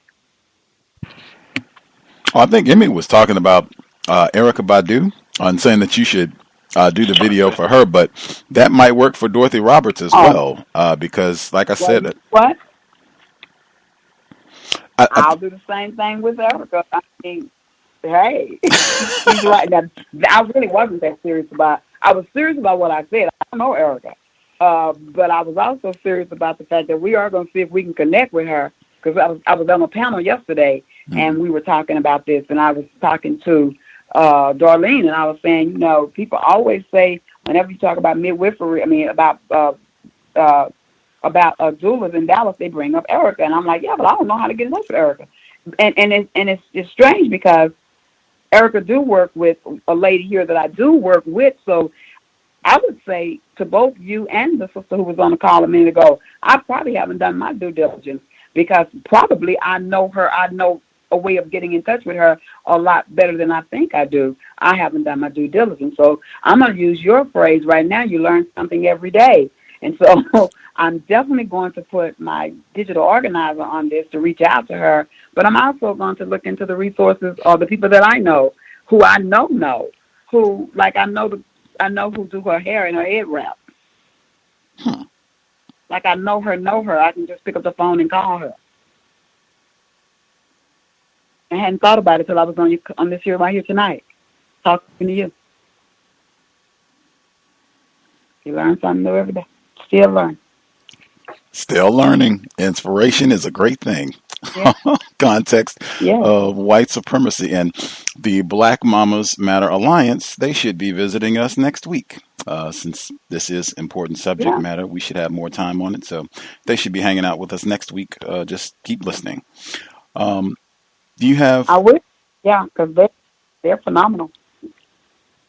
There's been so much talk over the past, really most of the year, but it certainly seems to have intensified over the last 2-3 months or so with the Me Too campaign and the focus on sexual harassment and people saying that, hey, women are empowered and they're not going to take this sort of abuse anymore. And I think Gabrielle Union, she had an article in the New York Times today where she said white women are having an empowerment moment. I do not see the same for Black females, and I thought that was really important with all of this. Do you? And the thing that it reminded me of, I have a hard time reconciling people saying that, you know, white women are stepping forward and they're not going to take sexism anymore, and they're stepping forward to be empowered, when 51% of, or I think it was 52% of white women voters supported Donald Trump. It just seems very contradictory. It seems all of that disingenuous and all. Yeah, so I feel the same way. I didn't see the article, but that's something that's been, you know, on my mind, and I try to lift that up every time I hear these whole move here, because I sat on a panel this weekend, and it was in reference to Robert Kelly or R. Kelly, and this whole thing around these women and the stories that's been coming up, and that this is nothing new. But of course, these have been stories about Black women, Black girls, Black women, or whatever, and there's been no sense of urgency around the abuse of our bodies and how that's played out. And the only reason that the traction that we're seeing right now is that these are white women. And so, yeah, white women are saying we're not going to take it anymore. We've been saying we're not going to take it anymore. Shoot, nobody cared. Because after all, these were men, black, white, or whatever,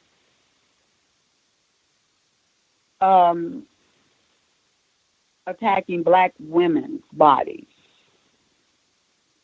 And so, I mean, while I think it's a moment, you know, and go with it, girls, but we've been fighting this a long time. Like, we was fighting your daddy. And mother. And his daddy. Yeah, when they were attacking our bodies. So, girls, sit down somewhere. But, yeah, I didn't read the article that Gabrielle Union put in, but I'm pretty sure that I could co-sign on that. I was looking online earlier today. I was just looking to see the number of fertility clinics in the Dallas area. I think I found at least 4 or 5 in the Dallas, Fort Worth area, and they were offering in vitro fertilization and all sorts of wonderful services. If you're having any sort of difficulties with pregnancy, they had LGBT family planning, lots of options, and probably more to come with CRISPR evolving daily. It's seeming that they're coming with more and more techniques and uses for this really refined gene editing techniques. And I contrasted that with what you all are focusing on, where Black mothers are missing out on basic services. I think you've emphasized consistently when you have Black mothers who are suffering and in pain from the Quiet Crisis article, Cassandra Lynn Perkins, where she's in pain and going to the hospital and it just gets minimized and dismissed and then she ends up dying, where Black mothers are struggling to get basic services. If you are white and affluent, you can get the most designer services possible for your pregnancy. Just can you talk about that contrast, which seems to be getting worse? Well, I can talk about it. People get tired of hearing me talk about it, but that, I mean, you said it. I mean, I don't even know what you're going to talk about. There is just no priority set on Black women's lives. I mean, the irony of being in a state, being in a city or whatever, where women are literally dying. Like, so this is the thing, because I'm an RJ organization, and we stand strong around the fact that women have the right to parent if they want to parent and not parent. So on the one hand, you have white girls who get gazillions of dollars a year to walk around, and protest against losing access to have abortions.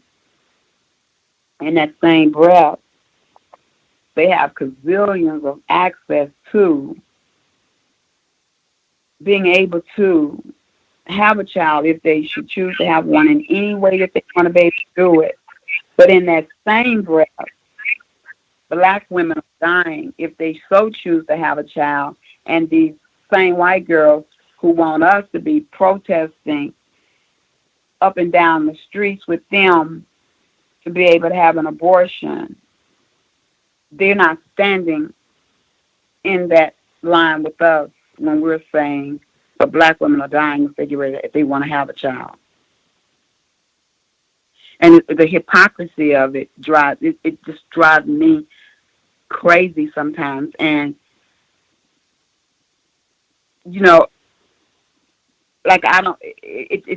it's another level of frustration for me. You living in a state here where you can provide all of this stuff, but you cannot recognize that these women are dying. And they're dying, and to me, it's all the same dollars. You're putting all of this money into reproductive health choices, and you're taking away dollars from reproductive health choices. And because you're doing this, people are dying. In the same breath that another people, just because of race, they get to enjoy life. And this don't seem to be a problem. None whatsoever. So all of the work, all of it is so conflicting that you have to meditate and everything else just to stay focused, because I know that for me it is. It's just not so plain and cut and dry. And I just can't see myself, which like I said, we do work really hard to make sure that women have choices. But it's hard for me to stand in line with them on that side of the fence when you're not standing in line with me trying to scream that Black women are dying, because, see, organizations like the Afiya Center, we're just getting funded to do this kind of work. And so we are behind the gun. And as you've been getting funded to do it, you've been knowing Black women are dying. So all of it it's just all frustrating. Indeed. All of it. Are you familiar with Mark Crutcher's documentary Aafia 21? No, I'm not. Oh, okay. I think it came out. I think it came out in around 2009. It's been out maybe close to 10 years, but it's about abortions, specifically the high number of Black children that are aborted, and they kind of put it in the context of eugenics and the history of racism. Margaret Sanger. And just talking about the long continuation of not valuing Black mothers, Black pregnancies, Black children. But yeah, I was just curious if you were familiar, because it's the people that did the documentary. It's a group of predominantly white people who they are opposed to abortion. They don't have very many Black members, but they did this documentary, which. Yeah, if you haven't seen it, I can't really ask the question, but yeah, I was just curious if you were familiar with it. It's called Aafia 21. Do you have any suggestions or things that you all offer in terms of natural ways that Black mothers can reduce stress during pregnancy? I think that was something you talked about as being a big problem as well. Well, the only, natural way to reduce stress, trying to find a way to carve out time in a day to have time just for yourself. Like me personally, I meditate, and these are things that I suggest to people, meditate. I try and keep stuff burning around in my house or whatever that create calm and energy. Separating myself sometimes from, or yourself or whatever, from the things that that you have already identified that cause you the most stress. It's just, I don't know, no specific thing to do with the exception of meditating, because depending on the woman, you can't actually ask people to check out of their everyday living, because, like, I don't know, become unblack. It's because just us being Black can tend to be so stressful. And so you just have to find those ways, like I said, burning incense, having water around, water is very calming for me.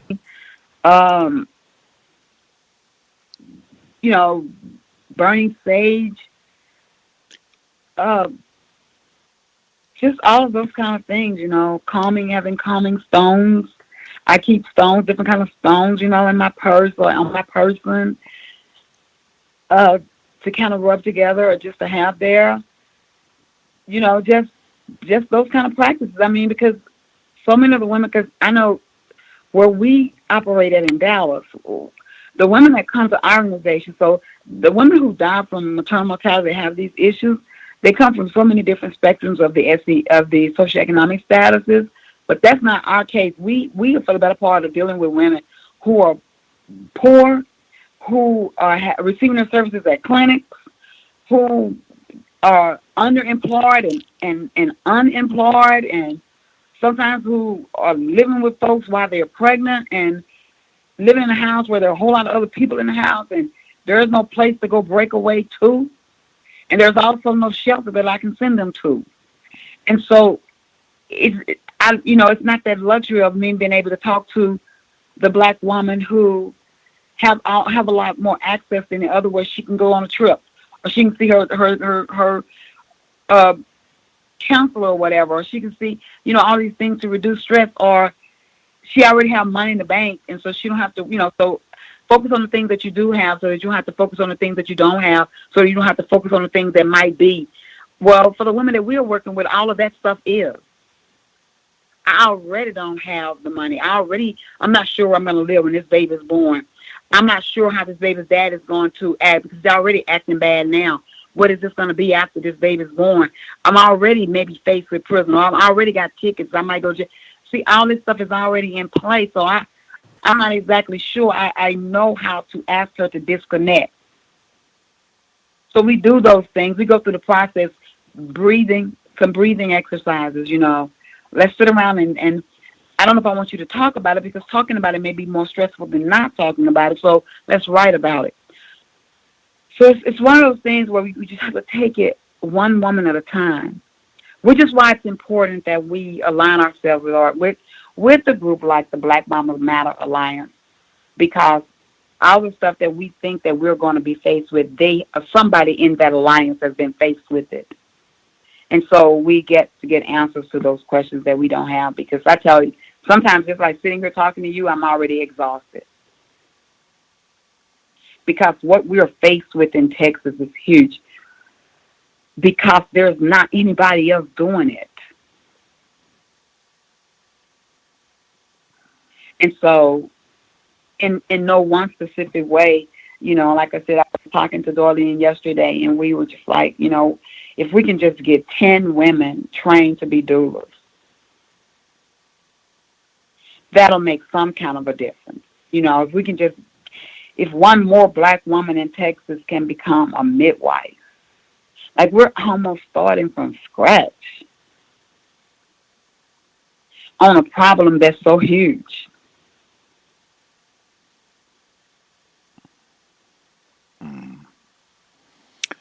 I know it can definitely seem daunting, but the work that you all are doing, I think it's critical. It's super appreciated. It sounds like to be in the infancy of starting out, it seems that you all have done a lot and have so much in store. Hopefully you can get as many folks as possible trained so you can go out and help as many folks as you can and just continue to build. For folks who want to support, to get more information, see some of the resources, the website again is theafiacenter.org.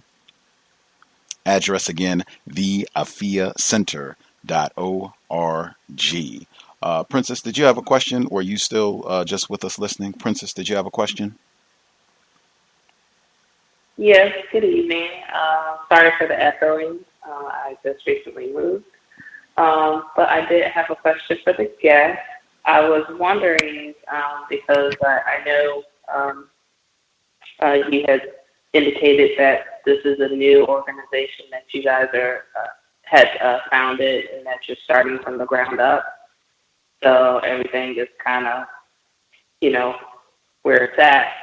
But I was curious because a lot of times when Black people tend to, or in this case, a lot of Black females, we tend to try and start organizations that, I guess, in a way, just focus on our needs. When it comes to family matters, we forget that we do have Black males in the foreground. And I was just wondering whether or not, as things evolve, will this eventually include Black males?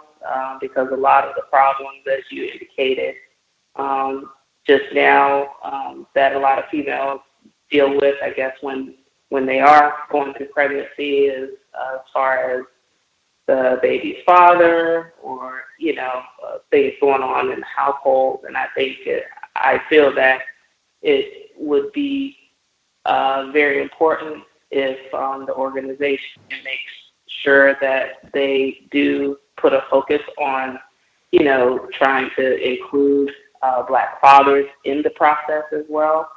I think that can kind of also help in developing both Black males and females and, that nurturing and knowing how to be a part and raise a family, regardless of whatever the circumstances. me. I don't have any kids. I'm just kind of thinking because I was just listening throughout the show. So I don't know if that makes sense. Because I could not make sense sometimes. No. It makes all the sense in the world. And so we're not like exactly a new organization. We're new in this arena, but our organization have always been included of all folks. You know, we are a women-centered organization, but even when we were doing HIV work and we were talking with women about relationship stuff, very inclusive of the men in their lives, we always felt at the Afiya Center that we cannot address things that's happening with women. If we say that women are becoming infected with HIV because they're having sex with heterosexual men, then we cannot address that properly if we're not having conversations together with the men that they're sleeping with. So we've always made that a part of our conversation. As we move forward to do this work around improving the birthing experience for women, one of the things, I don't know if I said it earlier, you may not have heard me because I ramble a lot. When we do our training, when we start to do our training around doula midwifery, one of the things that I'm asking is that there's a component in that we bring in men throughout this experience with the women that they're with. Harm reduction in a harm reduction kind of way. If that woman is safe with that situation, we are going to welcome that situation into the work that we do at the Afiya Center, because we don't see that there's no other way of doing it.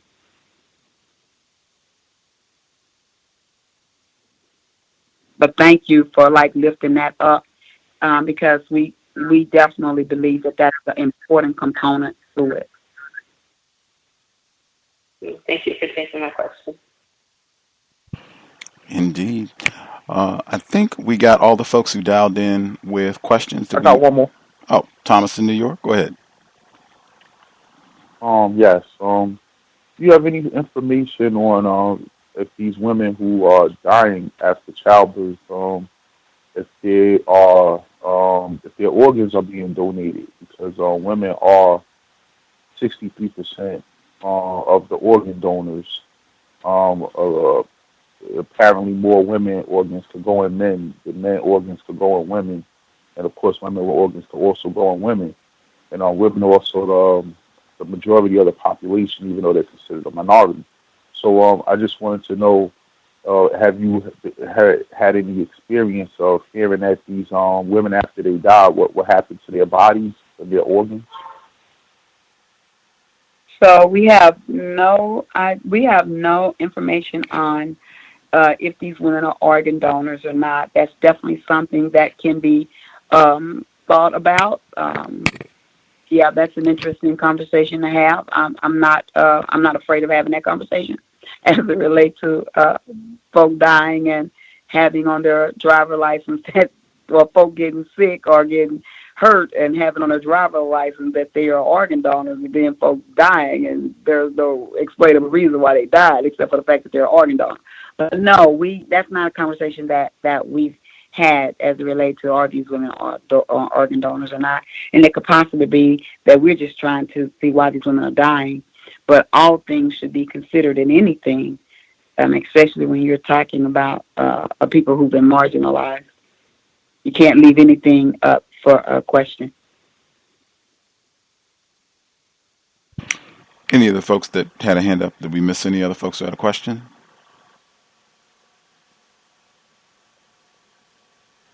I'll assume we nabbed all of the folks. The address again, theafiacenter.org. You can download the report that we read from a little bit earlier on the broadcast, The State of Black Women in Texas. You can see events that they have coming up, resources, great information you can contribute, brand new, or not brand new, but still in the infancy with great plans to come, theafiacenter.org. Thank you so much, Ms. Jones, for sharing a bit of your Tuesday evening with us. You will have to keep us posted if you're able to get Erykah Badu to come down and do an event with you all, or Dorothy Roberts. I'm a big fan of both of them. And in fact, I'll tweet out any of the folks. If you follow Dorothy Roberts on Twitter, maybe you can message and send the website for the Afiya Center. Send the website and let them know that they're big fans and recommend Killing the Black Body. They're recommending her work, and see if she can work something to come down and talk with the folks. That would be outstanding. But just thank you again, Miss Jones. I hope you all keep up the outstanding work that you're doing, and we will hopefully have you back on the program. We can hear the update on that and hear what you all have planned for 2018. Thank you so very much for reaching out to us. Absolutely. Take excellent care of yourself. Continue doing the outstanding work down there in Texas, and we will speak with you soon, ma'am. Thank you. Bye-bye. Good evening. Context of White Supremacy. As I said, we should have, as mentioned, Black Mamas Matter, the Black Mamas Matter Alliance. They should be on the program next week. You can just stay tuned. Very important subject matter. We should have more information, see if they have some suggestions, resources for next week. I posted the link for Ancient Song Doula Services. She mentioned it on the broadcast. We can contact. They have an email section. They have a number listed where you can contact them if you are looking for doulas, midwife services. The address ancientsongdoulaservices.com. ancientsongdoulaservices.com. I put it on the Facebook page, my Facebook page, and the COWS Facebook page. I'll see if we can get them on the program as well, so we can get out more resources, more information. Again, the iTunes feed updated. There had been tech issues that were beyond Gus T. It was a platform problem. Everyone that was using the platform allegedly was having the same issue with not being able to get their feeds updated for their different podcasts, but seems that has been taken care of. The iTunes feed, at least excluding this program, is up to date. All of the programs from the last 2 weeks or so uploaded to iTunes. You should be able to download and or stream the program without issue. Feel free. iTunes, Black Talk Radio Network, SoundCloud, YouTube. It's available in lots of spots, but I know some people have been struggling with that, frustrated with that over the last couple of weeks, as had I been, but at least for right now, that problem is corrected. We should be here this coming Thursday for Workplace Racism, normal time, 8 p.m. Eastern, 5 p.m. Pacific. On Friday for the Wisdom of Psychopaths. That is our 4th study session. Normal time, 8 p.m. Eastern, 5 p.m. Pacific. And the compensatory call-in this coming Saturday, 9 p.m. Eastern, 6 p.m. Pacific. Looking forward. In fact, next week, I think the day after the Black Mamas Matter Alliance, after they visit us next Tuesday, I think we should have another white man on the program. He wrote this book about racism in the Trump era and how things have changed. We'll be looking forward to chatting it up with him next week. I think the book that he wrote just came out. It's called Alt America. Alt America. Should be fun. Also, if folks have examples, really great examples of the Voltron effect, I wanted to write out to explain that concept. I think that's one I can take credit for coining, but just to explain the concept, when you have an act of racism, white supremacy, or an incident of racism that is initiated with one white person, and then they end up getting assistance from other whites. Sometimes it could just be one or two other whites who come and assist them. Sometimes it could be lots, dozens, hundreds of other whites who come to assist them in practicing racism, white supremacy. It can be against one individual non-white person that they're targeting, or a large number of non-white people. But if folks have really great examples of that effect, the Voltron effect in action, that would be great. I was thinking of some that folks have mentioned on the program down through the years, and trying to narrow and pick out some of the best examples of that phenomenon. With that, folks who dialed in, did folks have any commentary that they wanted to add based on what we heard this evening from Ms. Jones? Any of the commentary around maternal mortality rates or anything else that we were discussing? Folks have any comments that they wanted to share?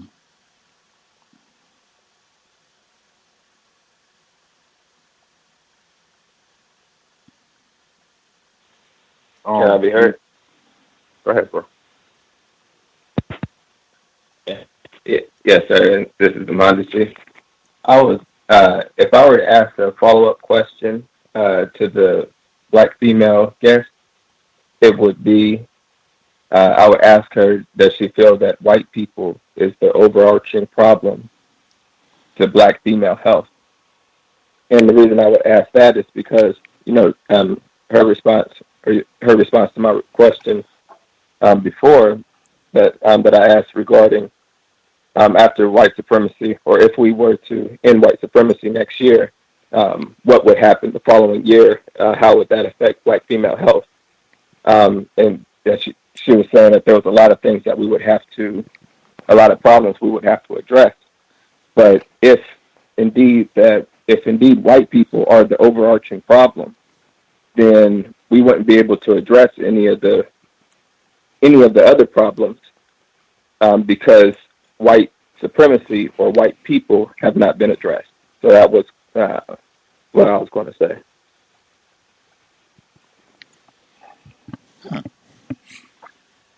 Right on. Yeah, I thought, I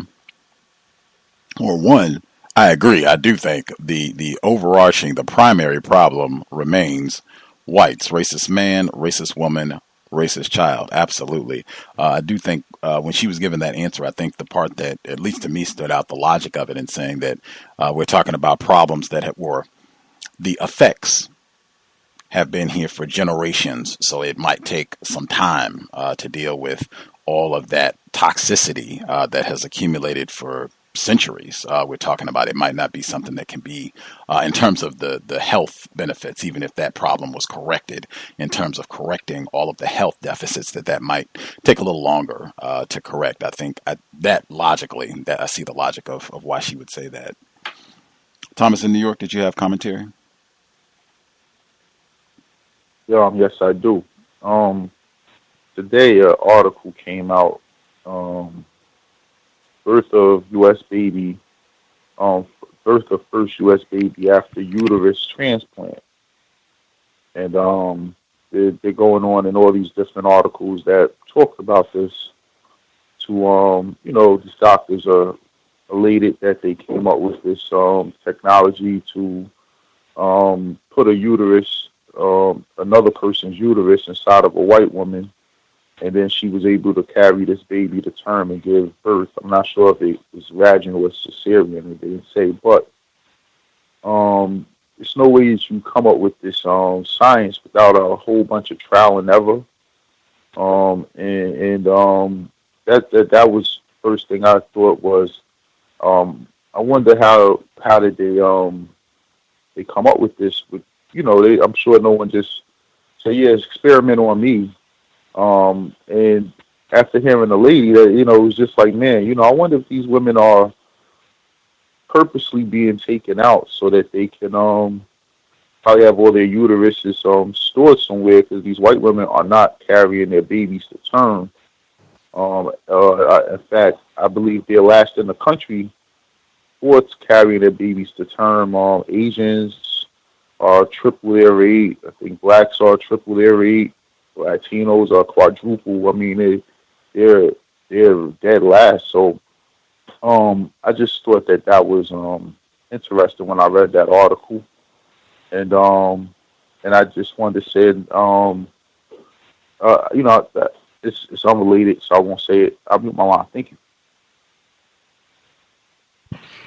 Right on. Any of the other folks who dialed in, if you had a comment, observations you wanted to share, question, should be with us, feel free.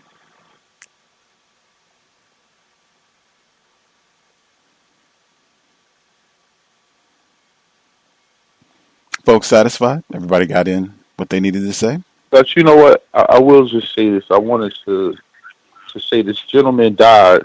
They say he killed himself. He owned the Golden Crest Caribbean Bakery and Grills. And we have quite a few here in New York. And until I read the article, I always thought it was a white-owned business. I don't know why, but I just, he apparently had 120 around the country, and I just they claim that it's on video with him putting a gun to his head and shooting himself, but of course they're not going to show that. But I just feel like this guy. I know that that organization. I saw when I walked past them on 125th Street that they were had a poster up saying that they raised $100,000 for kids to go to college, and so they were doing good things. And he was opening more restaurants. I just think that for them just to say this was a suicide, and the guy was worth $70 million, and he had a little debt. I mean, what all businesses do. It wasn't like he couldn't pay it off. I just thought that it's very suspicious. And here we have a black business owner, entrepreneur. Anytime something like this happens, I suspect racism. And I'll mute my line. Thank you. Directly, indirectly, Lowell Hawthorne. He passed away at the age of 57. I saw that earlier this week. I think we have a significant number of New York listeners. Some of them were tweeting it. I saw it in the New York Times. They had it on the front page that he passed allegedly from suicide. Either way, directly, indirectly, that is an indictment of the system of white supremacy. His passing at the age of 57. Can I be heard? Yes, sir. Yeah, I was going to say, yes, I agree. Her response was logical. And I would just say, consider, yes, after white supremacy is ended, yes, there are problems that you have to solve. But I would say you could solve the problems so quickly that, I would say even the next moment after white supremacy is ended, we would see significant change. So significant, we wouldn't even, we can't exactly fathom how significant the change would be. Just think of, you were saying, or she was saying that she might be able to get 10 women to become doulas. And I'm saying, well, if white supremacy was over, you might be able to get 10,000. You might be able to do it in a very short period of time. I think black people are smart enough to figure out how to communicate with each other and get things done in an effective way if we're not being stopped. So I would just say that should be considered. Absolutely. Eradicating white supremacy would exponentially make things just so much more efficient and easier to get done. Absolutely. And I think she said too, she is not the best person, she is not the most qualified to speak to that, having never experienced what it would be like to not have white supremacy here and just the ease of getting things done. I'm not the most qualified to speak to that either, but yeah, it can only seems logical that it would be a lot easier to get things done, constructive things done. Did anything else folks wanted to make sure they got in? Can I be heard? Yes, sir. I guess the article that Thomas was talking about. I saw like a video of it, and I guess what I thought was interesting, they said that after the birth, I guess, because I guess the woman would be taking antiretroviral drugs to try to, so that she could, I guess, accept the uterus, that they have another surgery to take out the uterus. So it's like you can have multiple births using multiple uteruses. So I mean, when I was listening to it, I thought it was disgusting, but I thought that was interesting to me that somebody could basically have multiple multiple pregnancies over, I guess, a lifetime or until whenever, and basically just have the surgery over and over and over again. So that's what I thought was interesting. Thank you. Context of white supremacy seems like another example of Urugu, whites, their affinity for playing God. Anything else folks wanted to make sure they got in?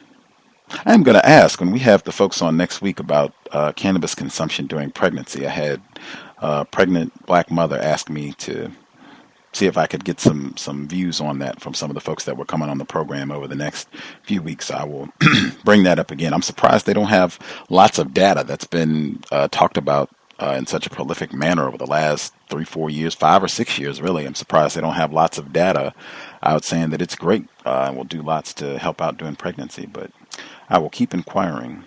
Anything else, or are folks satisfied?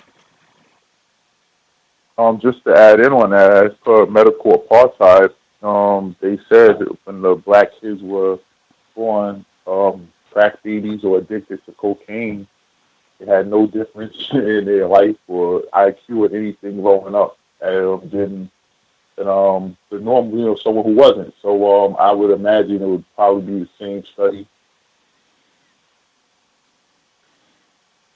I would be curious. I will ask next week, the Black Mamas Matter Alliance. I think they should be on next Tuesday, a week from today exactly. Anything else folks needed to get in? Folks satisfied?